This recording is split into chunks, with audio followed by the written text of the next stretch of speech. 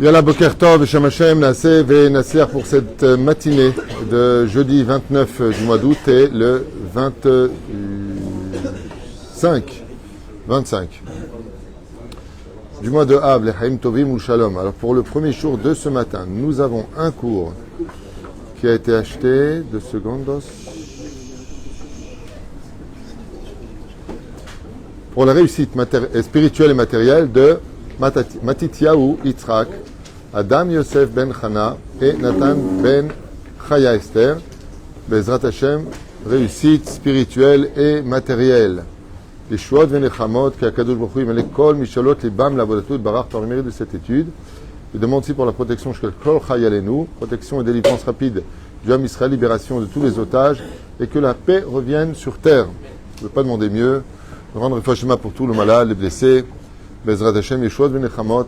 Et merci donc d'avoir acheté ce shiur Matityahu Yitzhak, Bechen Adam Yosef ben Chana, Bechen Nathan ben Chaya Esther. Et on commence tout de suite avec un sujet un petit peu délicat.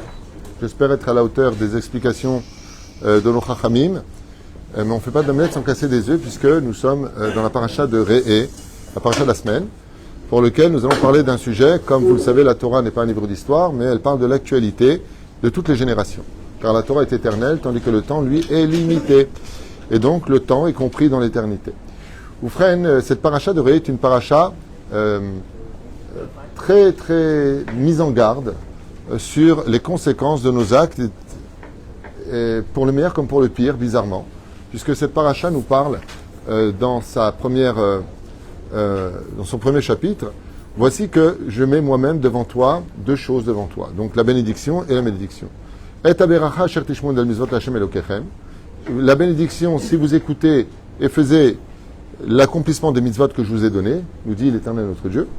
Et puis, Akilala, la malédiction, Imlo tishmeu el mitzvot Hashem Elokechem, vesartem min aderer, Hasher anochim etzaveh etrem hayom, et que vous sortiez du chemin de la droiture de la Torah que je vous ai ordonné au Har Sinaï, en d'autres termes, la lachet achareh elokim acherim, Hasher lo yedatem. Et là, d'un coup, au lieu de nous dire tout simplement que vous êtes sortis du chemin de la Torah tout en restant feuge, tout en restant juif, eh bien, la suite de ces versets-là rebondit sur quelque chose à laquelle on ne s'attendait pas.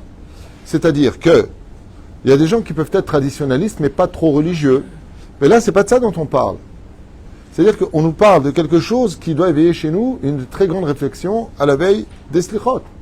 C'est que celui qui est dans la Torah, c'est quelqu'un qui vit dans la bénédiction, et ça ne va pas aller selon la mesure de ses moyens financiers. Mais qu'est-ce qu'on appelle un homme béni? C'est un homme religieux. Et qu'est-ce qu'on appelle un homme maudit? C'est un homme qui ne l'est pas, nous dit la paracha de cette semaine. C'est vachement agressif. D'accord? La personne qui n'est pas un shomer mitzvot, même s'il est multimilliardaire, qu'il a 1000 voitures et 100 maisons, c'est un homme maudit. Dans la Torah, ça veut dire qu'en d'autres termes, il n'a pas relié sa vie à un monde de souvenirs pour lequel on se souviendra de lui le jour où il partira de ce monde. Nigma. Hein? Eno Shem Tov. Tu as un bon nom tant que tu es vivant parce que tu as de l'oseille, parce que ceci et cela. Mais pose-toi bien la question, demain tu meurs, combien de temps on se rappellera de toi? Qui étais-tu dans ce monde?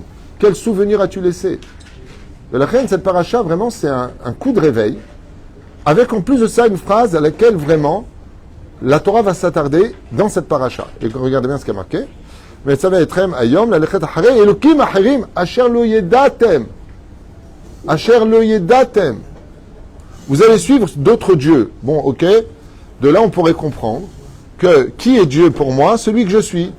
Si je fais passer l'argent avant Shabbat, avant ma vie, alors mon Dieu, c'est l'argent. Si je quitte tout pour une femme, alors mon Dieu, c'est ma femme. C'est-à-dire si je ne fais plus la Torah les mitzvot. Alors pourquoi tu dis un mot en plus, Asher lo yedatem, que vous n'avez jamais entendu? C'est vachement curieux. Au Har Sinaï, quand on a reçu la Torah, le Créateur du monde nous met en garde sur une double avodah zara. Par exemple, celui qui se met en colère, c'est considéré comme de l'idolâtrie. Il était hors de lui, donc quand il a parlé qu'il n'était pas là, qui était en lui? Ben, le Yetzer Hara. Donc il a laissé le Yetzer Hara prendre possession de ce qu'il est. C'est une forme d'idolâtrie. Ce n'est pas proprement dit de l'idolâtrie d'un homme qui se prosterne devant une statue telle qu'on pourrait le comprendre au premier degré. Mais si par exemple j'ai une addiction toutes les débauches sont de l'idolâtrie. Tout ce qui n'est pas moral est une forme d'idolâtrie. Okay? Il y a des gens qui ne sont pas sortis, par exemple, vous allez être choqués, hein, de se limiter à croire qu'on n'est rien, c'est une forme d'idolâtrie. C'est l'idolâtrie de l'Égypte. Je suis l'Éternel ton Dieu qui t'a fait sortir du pays d'Égypte. Le rabbi il dit le mot Mitzrayim, quand tu l'écris en face de toi sans les voyelles, tu peux comprendre le mot Metzarim, qui veut dire celui qui n'est pas capable de sortir de ses limites. C'est-à-dire un juif qui se prend pour rien, c'est un idolâtre. C'est-à-dire que c'est quelqu'un qui n'est pas capable de sortir de Metzarim, de ses propres limites. C'est comme un embryon qui a grandi en tant que fœtus, maintenant un enfant, et qui au bout du 9e mois, 10e, 11e, 12e mois, eh bien qu'est-ce qu'il fait? Il veut rester dans le ventre de sa mère. Il n'est pas capable de comprendre qu'un jour il peut sortir de là où il est, marcher, parler, devenir indépendant, devenir un homme, et laisser un souvenir à l'image d'Abraham. Le Rouch Adabar, que Béhémet, il faut faire attention à toutes ces formes d'idolâtrie. Mais la Torah nous dit, hey, temps mort, qu'est-ce qu'il y a? Un truc en plus. Lequel? La suite du verset. Alors là, par contre, bien avant le don de la Torah, tout le monde savait très bien qu'il y avait certaines idolâtries qui existaient. Il n'y avait que ça, dont la plus connue était Baal Peor. Tout le monde connaissait, c'était déjà à l'époque d'Abraham Avinu. La Molech, c'était une Avodah Zara, une idolâtrie que tout le monde connaissait. Ouais. Les addictions ou les adhérations à toutes sortes d'immoralités comme Sodome et Gomorrhe, on les connaissait. L'idolâtrie de vénérer un gourou, tout le monde connaît. C'est de l'idolâtrie. Alors de quoi il parle? Asher lo yedatem, que vous n'avez jamais encore connu. Donc, est-ce qu'on parle d'idolâtrie qui viennent avant le don de la Torah ou qui vont naître au fur et à mesure des siècles après la Torah? Ben donc c'est après. Asher lo yedatem. Le texte nous dit ici, sans froisser ni vexer personne, je m'en excuse à l'avance. Mon but n'est pas d'agresser quiconque, chas v'shalom. Mon but est d'expliquer quelque chose d'effroyable dans la paracha de la semaine, et vous allez voir de quoi on parle, parce que ici, il n'y a même pas d'allusion, ça va être clair dans les textes. Dieu nous parle dans cette paracha, faites attention de ne pas vous assimiler. Parce que dans les autres parachutes, on a lu, la semaine dernière, faites attention, le Yetzer Hara, c'est comme une mine, tu marches dessus, ça va te faire exploser, ce qu'on appelle mokesh en hébreu. Ouais. Le Yetzer Hara va t'attirer. Tout le monde connaît les fables citées de nos chachamim, les métaphores, les allusions, les allégories qui sont faites sur la force du Yetzer Hara. Mais là, il n'y a même pas d'allégorie. Il n'y a même pas de fable qui est contée. Dieu, il dit direct, il nous rentre dedans dans cette paracha de Réé, et il nous dit, regarde bien, je ne te parle pas de l'époque d'avant, je ne te parle pas de n'importe quelle forme d'idolâtrie. Ne te laisse pas influencer. Et vous allez voir quelque chose d'incroyable. Regardez bien.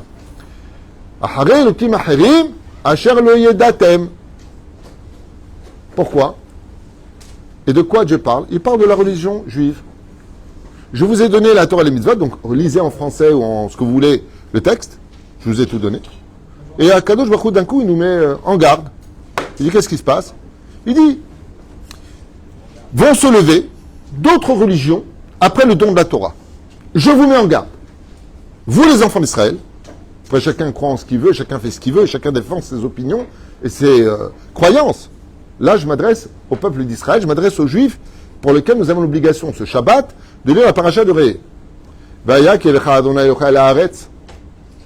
Et il sera, quand l'Éternel ton Dieu t'apportera sur la terre, Eretz, Asher ata b'Shem al-Rishta, la terre d'Eretz Israël, Venatata beracha al-Har Gerizim et Etakele al-Har Eval. Et là, il nous donne des lieux spécifiques sur la terre d'Eretz Israël sur lesquels les bénédictions et les malédictions qu'on retrouvera, pas dans cette paracha, dans la paracha de Kitavo, où les Lévi'im se tiendront au centre, à droite, 6 tribus, à l'autre, 6 tribus, et le peuple répondra Amen, du juif qui est béni ou du juif qui est maudit. Arur Aïch, maudit est l'homme qui ne fait pas Shabbat, et tout le peuple dit Amen. Maudit est l'homme. Mais c'est un truc de fou. La Torah nous met en garde. La Torah nous met en garde. Comme on dit, vous savez, quand il y a un capitaine de bateau et qu'il y a une erreur qui est faite par un sergent, le général, qui il appelle, qui l'engueule, qui est le responsable? Ben, c'est le capitaine. Être juif, c'est une responsabilité. Donc ne t'étonne pas de te faire disputer par le ciel. Tu as une responsabilité en tant que leader. Alors de qui est-ce qu'il parle dans cette paracha et de quoi est-ce qu'il parle? Eh bien, pour cela, il faut avancer dans le chapitre Yud Gimel, donc 13, dans lequel on arrive directement dans le verset Bet. Juste avant, on va commencer même par Aleph. Yud Gimel, verset Aleph. Donc, je vous donne les références pour ceux qui veulent étudier une étude de texte, de la Bible elle-même. Je dis la Bible parce que les gens ne savent pas peut-être spécialement c'est quoi la Torah. On ne sait jamais. Bezrat Hashem. Chapitre 13, verset 1. Et kol hadavar asher anochi metzaveh etrem. Et toutes les choses que je vous ai ordonnées. Oto tishmeru lasot. Oto. Vezot a Torah. Oto. Cette Torah-là que je vous ai donnée. Pas autre chose. Ni réformée, ni libérée, ni conservative, ni tu m'inventes une religion. Asher lo yedatem. Quand je vous ai donné la Torah, elle était intègre. La Torah traverse toutes les époques. Personne n'a le droit ni de la réformer, ni de faire passer le Shabbat au vendredi, encore moins au dimanche. Chez nous, les Juifs, le vendredi et le dimanche ne sont pas des jours saints. Ce sont des jours de préparation. À quoi ça ressemble? Les 6 jours de la semaine sont le saladier dans lequel repose le fruit principal, le Shabbat. Il y a un fruit qui s'appelle le Shabbat, et il y a un saladier dans lequel repose ce fruit. Sheshet yamim te'ase melacha, uvayom hashebi'i Shabbat l'Hashem Elokecha. Donc à quoi servent les 6 jours? À préparer le Shabbat. C'est pour ça que nous, les Juifs, tous les matins dans la prière, nous disons tous les matins dans la prière, comme tu viens de le faire, Ayom Yom Ehad Be Shabbat. Ce jour-là n'est autre que la préparation de Shabbat qui arrive. Le Seder. Et voilà maintenant que, d'un coup, la Torah va nous dire un truc qu'elle ne nous a jamais dit avant. Incroyable. Alors on quitte maintenant l'idolâtrie telle qu'on la connaissait à l'époque de l'Égypte, à l'époque de tout ce qu'on a pu connaître, et même de cette fameuse explication de nos Chachamim sur les formes d'idolâtrie qu'on appelle les dérivés de l'idolâtrie, comme on l'a dit, celui qui par exemple fait passer son travail avant la qualité de la vie, parce que le but de travailler c'est de manger. Je travaille pour manger. Je ne mange pas pour travailler. Ne renverse pas les rôles. Un juif qui mange, s'il est vraiment juif, il doit manger pour mieux travailler à Hachem, pas parce que c'est bon. Sinon, c'est du niveau universel. Moi, j'étais au restaurant avec quelqu'un, moi je suis toujours au régime, je suis né tunisien, donc c'est compliqué. Mais il m'a dit, je mange du pain ou pas? Je sais, est-ce que tu as envie de faire le Birkat Amazon ou pas? C'est ça la question. C'est parce que je mange du pain. Est-ce que tu veux l'iscot de dire Yud Kevavke? Dans le Birkat Amazon, il y a 4 fois Baruch Ata Hashem. Le Birkat Amazon est d'une valeur inestimable. C'est-à-dire que si on était conscient du salaire du Birkat Amazon mot par mot, dans ce monde et dans l'autre, on passerait notre temps à manger du pain matin, midi et soir.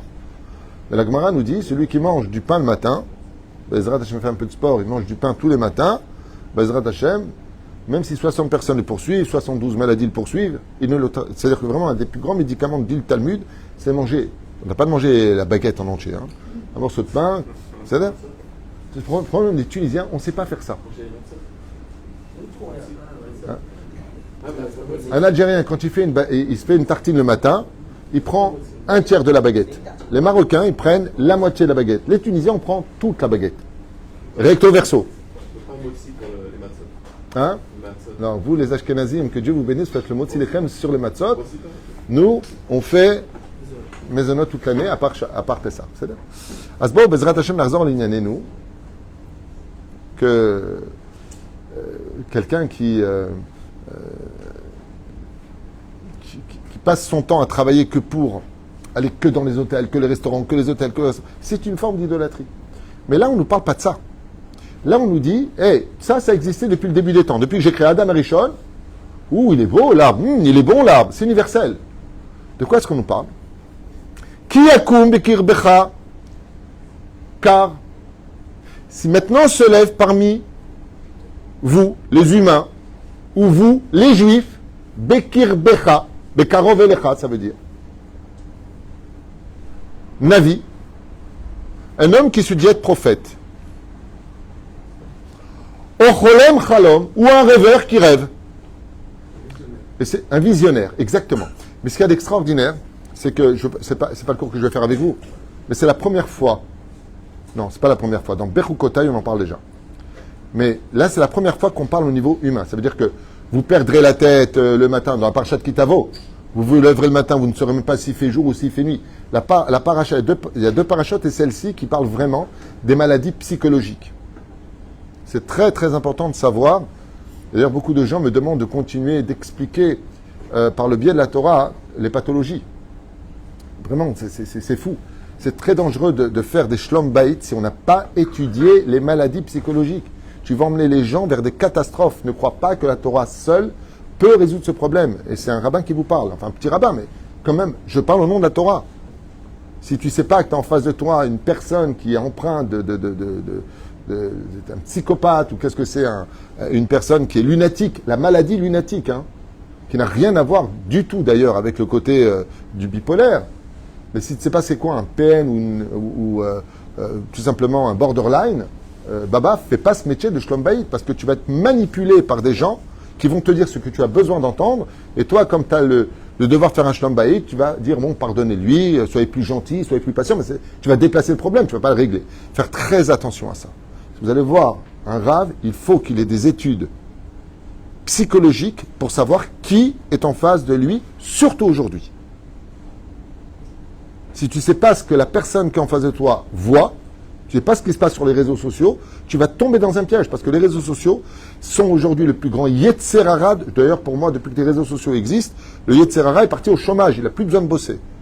Parce que la hasbana qui rentre dans la tête des gens, c'est tellement pollué que le mal est devenu le bien, le vrai est devenu le faux, enfin, tout est à l'envers aujourd'hui. Mais ce n'est pas le sujet. Je referme ma parenthèse. Regardez ce qu'il y a marqué. Kiakum Bekir Becha. D'ailleurs, les trois grandes religions disent il n'y a qu'un seul Dieu pour tout le monde. D'abord, c'est faux. Il faut arrêter avec ce côté idéologique, philosophique. C'est faux. C'est faux. Les religions, y compris nous les Juifs, n'acceptons pas le Dieu des autres. Il faut arrêter les délires. Alors, est-ce que c'est monothéiste ou pas? C'est là que peut-être on se rejoint sur certains points entre le judaïsme et l'islam. Éventuellement. Mais on n'a pas le même prophète. On n'a pas le même prophète.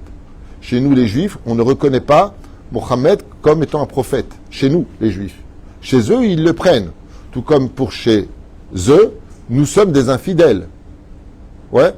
Et c'est pareil pour la chrétienté, qui commence avec « nous sommes le nouvel Israël ». Donc nous, on est quoi? Des renégats. Donc il faut arrêter un petit peu ces délires, même si on doit tous vivre en paix les uns avec les autres et se respecter. Ça n'a rien à voir avec le savoir-vivre, avec le fait de vivre de façon communautaire dans le respect des uns et des autres. Je rappellerai d'ailleurs une fois pour toutes à tout le monde que les communautés juives dans le monde entier, que ce soit dans les pays arabo-musulmans ou que ce soit les pays occidentaux, n'ont jamais rien fait de mal à qui que ce soit. Jamais.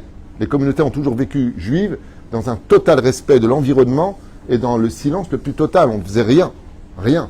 Hein, c'est juste à rappeler quand même à l'occasion que la religion juive est une religion qui n'a jamais dérangé les autres. On a nos folies à nous avec nos petites cabanes et nos plantes, avec nos boîtes de tefilines sur la tête. Peut-être que ça dérange les gens de se dire, tiens, qu'est-ce qu'ils font là-bas dans leur Beth Knesset, dans leur synagogue? Mais c'est une religion tout à fait pacifiste d'être juif. Faut le savoir, on ne fait rien de mal. C'est-à-dire, il n'y a pas eu de massacre au nom de la religion juive sur les autres. On appelle la guerre ethnique. Hein? En plus de ça, oui, qui n'est pas prosélyte, je traduis parce qu'il y a des gens peut-être savent pas ce que ça veut dire, on ne va pas convertir, on ne va pas chercher à amener les gens à croire en notre religion. Au contraire, chez nous, rentrer chez nous, il faut se battre pendant même 7 ans pour devenir juif. C'est-à-dire, est-ce que tu as le mérite ou pas d'être juif? Chez nous, c'est pas, tu dois convertir, et nous avons la vérité infuse, et si tu ne le fais pas, tu vas mourir. Chez nous, il n'y a pas d'infidèle. Chacun est fidèle à ce qu'il veut. Moi qui ai étudié quand même un peu les religions, j'aimerais vous dire à voix haute, il n'y a pas une religion qui respecte autant les autres que le judaïsme. La Torah nous parle durement à nous, les juifs. À nous, elle nous parle durement. À nous. Ne fais pas ça, ne dis pas ça. La Torah met en garde ses enfants. Elle ne s'occupe pas des enfants des autres. Et si les autres enfants veulent s'intéresser à ce qu'on vit, la porte est ouverte. La preuve en est, il y a des cours sur les réseaux sociaux. On n'est pas en train de dire ici qui va écouter le cours ou pas. On est conscient que quand on fait un cours, on ne sait pas qui est derrière la caméra. C'est pour cela d'ailleurs que je suis très limité dans les enseignements que je dois donner, dans le sens où je ne peux pas livrer des secrets de l'étude. Il y a des choses que je ne peux pas dire, comme me l'a demandé mon rave. Pourquoi? Parce que je ne sais pas qui est derrière l'écran. Je ne parle pas d'agresser qui quoi. Je ne parle pas de choses comme ça. Je parle de l'étude, d'approfondir l'étude de la Torah dans les mondes ésotériques. Je ne peux pas le faire. Pourquoi? Parce qu'il faut être d'abord, initié. Deux, la Torah n'est pas en solde. Il faut la mériter, il faut monter vers elle. Comme l'enseigne la Torah. Alors, pour en venir à ce qu'on disait. Bizarre, ça. On nous parle d'un coup de combien de personnages? 2 personnages.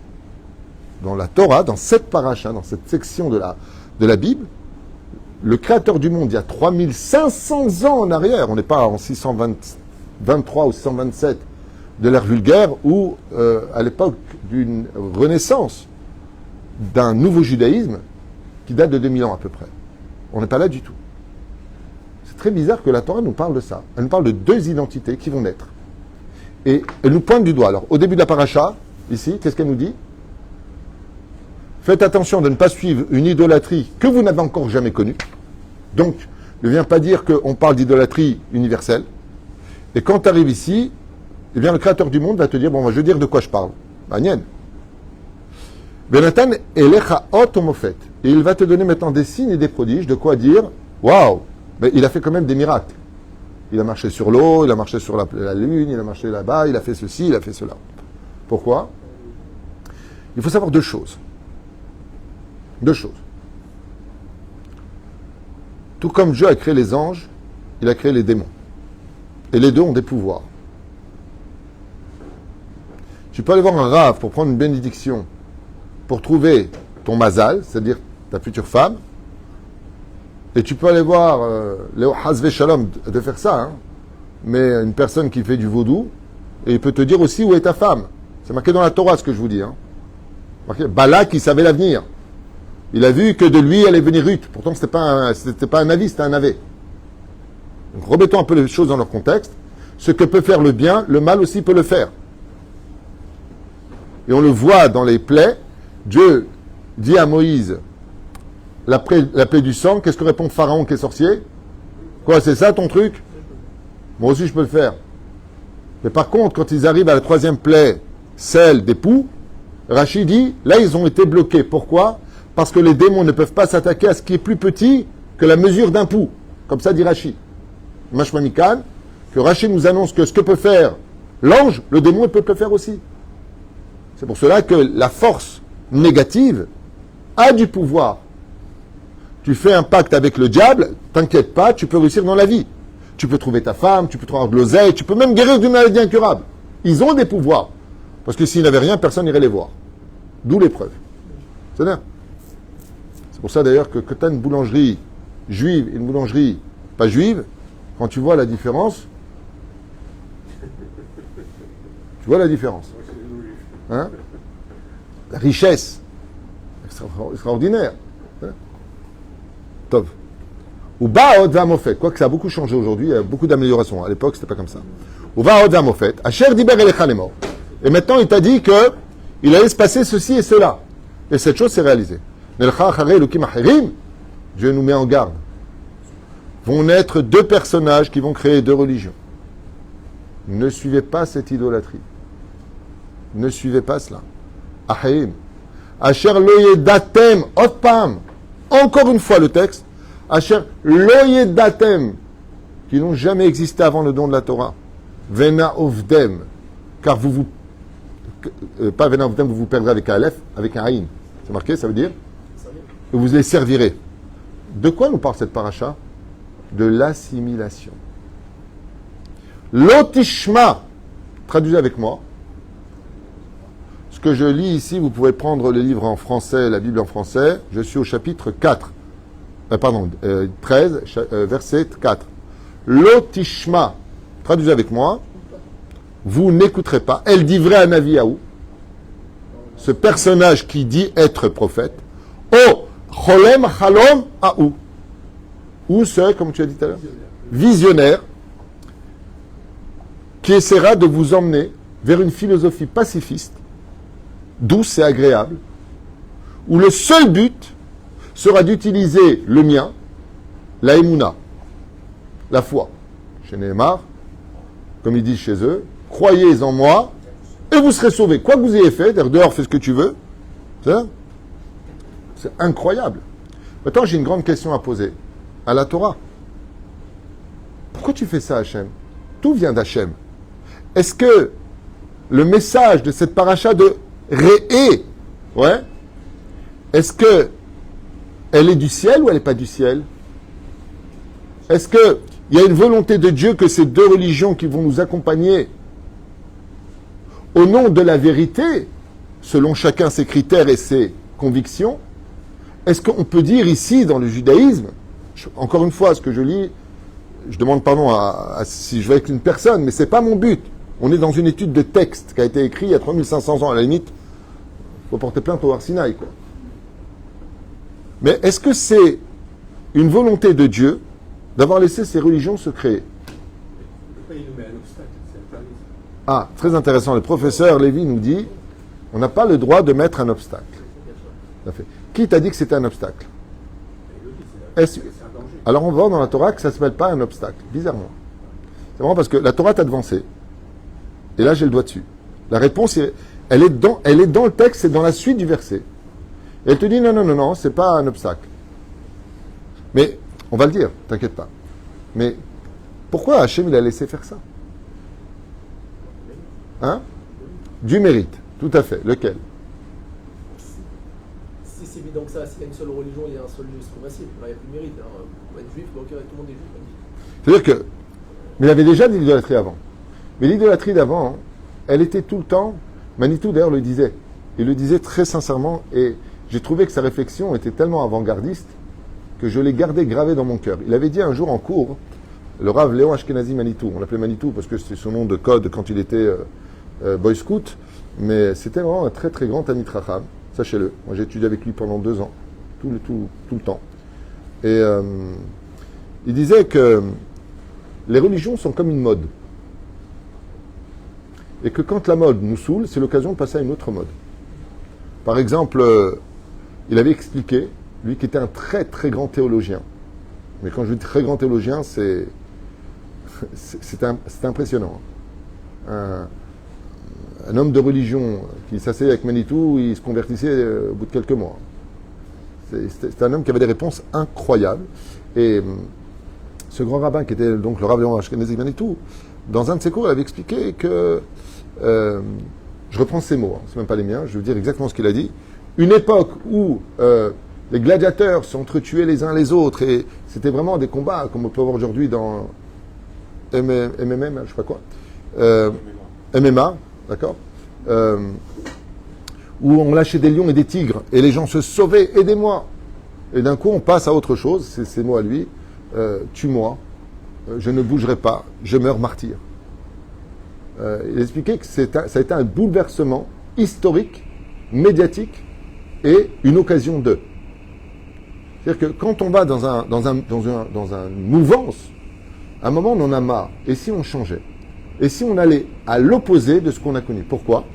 Parce que c'est poussé par l'âme. Il y a une âme intérieure, même chez toutes les nations du monde, il y a une âme intérieure qui pousse à la recherche de la spiritualité.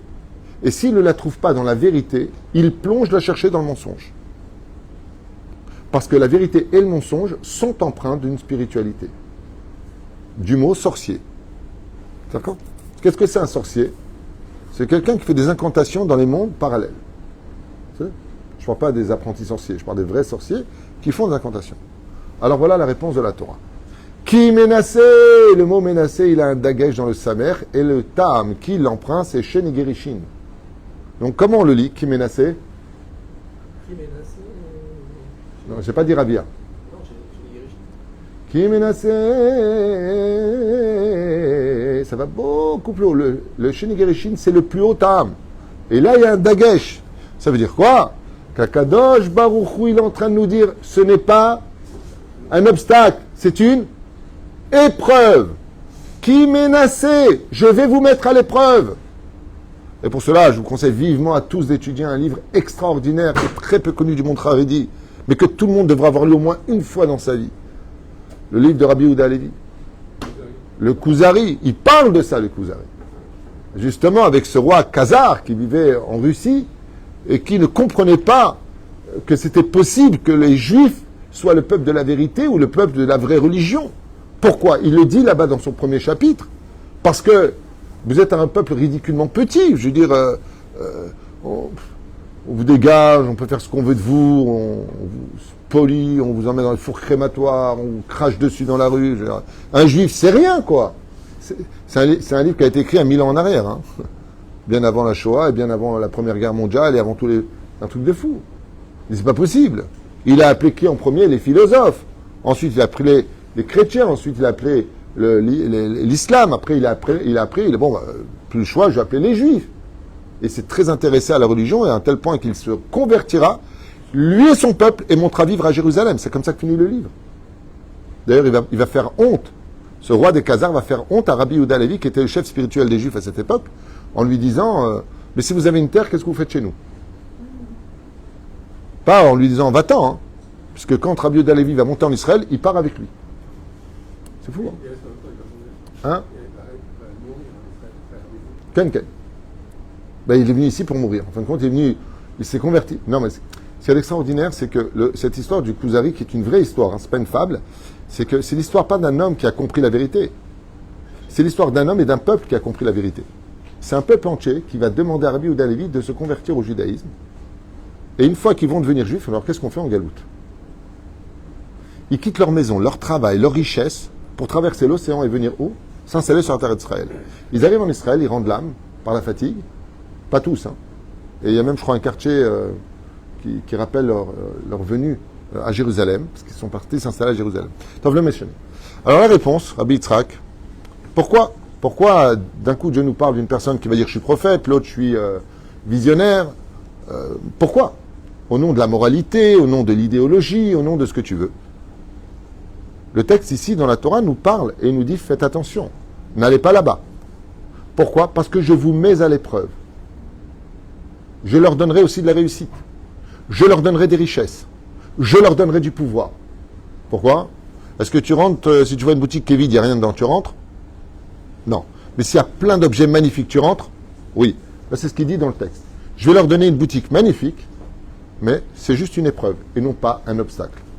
Maintenant, je voudrais poser une deuxième question, puisque tu as donné la réponse. Si c'est une épreuve et pas un obstacle, pourquoi il y a cette épreuve? La Torah elle-même y répond. Dans le texte, c'est la suite. Je bouge mon doigt en avant et je donne la réponse dans le texte de la Torah par Chatré. Tu as une réponse? Non. Alors je vais te la donner. Ki menase Adonai Elohechem etrem la da'at. Qu'est-ce que Dieu a besoin de savoir? Pourquoi est-ce que Dieu a créé ces deux religions? Il n'est pas créé, il les a laissés se créer. Il leur a donné du pouvoir. C'est bien. Comme c'est marqué d'ailleurs en allusion pour Ishmaël, je ferai de toi une grande nation. C'est pas que Dieu a annoncé la venue d'un prophète ou de la chrétienté qui vient de Esav. C'est pas ça. Il n'est pas en train de bénir ça dans les textes, comme elle vous dit. Il y a un ignorant qui s'est fait passer pour un rabbin qui a dit ça sur les réseaux sociaux, qui a fait plus de dégâts qu'autre chose, surtout qui ne sait même pas étudier le pauvre. C'est pas ça du tout qu'il est en train de dire. Il est simplement en train de dire, là, ce qu'on est en train d'expliquer, que vont naître deux religions au fur et à mesure des siècles, pour nous mettre à l'épreuve, nous les juifs, pour savoir quoi? Ben, vous voulez la suite? Aishrem oavim et Adonai Elohechem. Réponse du texte de la Torah. Je vous le montre noir sur blanc. C'est marqué ici en hébreu. Bon, pour ceux qui comprennent hébreu, vous pouvez le faire lire en français. Je veux simplement voir si vous allez adhérer à la Torah par amour pour moi. Pourquoi? Parce que les autres vont utiliser exactement ce stratagème, l'amour. Nous sommes une religion d'amour, pacifiste. Et Dieu nous dit, l'amour, c'est moi qui l'ai donné à Sinaï. Je vous mettrai à l'épreuve en laissant descendre deux personnages qui prendront l'aspect de nouvelles religions que vous n'avez jamais connues. Je parle de ces religions-là, pas celles que tu peux trouver en Chine ou en Inde avec le singe, avec le cobra, des idéologies idolâtres qu'on connaissait bien avant tout cela. Et je veux simplement savoir, écoutez bien, les mots ils sont puissants ici. Je voudrais simplement voir si vous serez capable de m'aimer de tout votre cœur. Si tu tombes amoureuse d'une personne qui n'est pas de ta religion, est-ce que tu vas rentrer chez eux? Ou est-ce que ton cœur m'appartient? Est-ce que tu restes fidèle à moi? Waouh! Et si on fait l'inquisition et qu'on te torture et qu'on te menace de te tuer, est-ce que tu es prêt à donner ton âme pour rester fidèle à la Torah? Paracha de Ré, qui se lit toujours dès que le mois de Elul rentre. Ani le Dodi, Vedodili. L'histoire de la religion dans le texte de cette paracha chez nous les Juifs, je m'adresse aux Juifs essentiellement ici bien sûr, c'est tout simplement de voir si tu resteras fidèle à la Torah. Parce que si tu crois que la Torah avait besoin d'être réformée, ça veut dire que la Torah n'était pas complète. Si elle a besoin d'être complétée par des hommes, ou par des rêveurs, ou par des visionnaires, ou par des prophètes, même si on a eu quelques témoins, eh bien, il est évident que tu as raté une épreuve formelle, c'était celle de prouver que tu aimais l'Éternel, ton Dieu, celui que tu as vu en tant que témoin oculaire, en tant que nation, contrairement aux autres religions, que ce soit toutes les autres religions, aucun peuple n'a été témoin de ce qu'ont raconté les leaders de leur religion. Aucun témoin. Un, ça s'est passé à Médine dans une grotte, et il dit ouvertement, j'étais seul. Il y en a un autre, il était avec 2 copains, il leur a dit, c'est moi, voilà, je suis là. C'est là. Excusez-moi de vous le dire à voix haute, j'ai étudié ces textes en long et en large. Et c'est pareil pour Bouddha. Bouddha, par contre, il a dit que c'était un prince. Il n'a jamais dit qu'il était Dieu réellement. C'est un prince. La Mongolie de l'époque, le Tibet de l'époque, c'est-à-dire ces religions qui... Ils ont aimé sa philosophie et ils ont été quand même bien accompagnés. Il ne faut pas oublier qu'ils ont eu un sacré leader chez eux qui mérite notre respect, même si 25% de ses enseignements sont de pure ânerie, 75% sont empreints d'une grande sagesse. C'est un peu le pire Avot, je dirais, des Chinois. C'était Confucius, qui a vécu à peu près 2400 ans et qui avait des très jolis enseignements.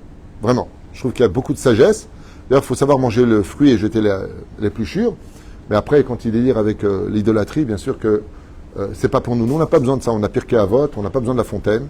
On a notre Torah, c'est notre richesse, c'est notre vérité. Et tout comme le curé le dira dans son église, l'imam dans sa mosquée, les bouddhistes dans leur temple Shaolin, chacun va défendre ses thèses, chacun va défendre ses opinions, chacun va défendre aussi ses adhérations. Alors permettez-moi en tant que juif de défendre la première religion, celle de la Torah, en toute fierté. Baruch Adonai Leolam, Amen, Amen.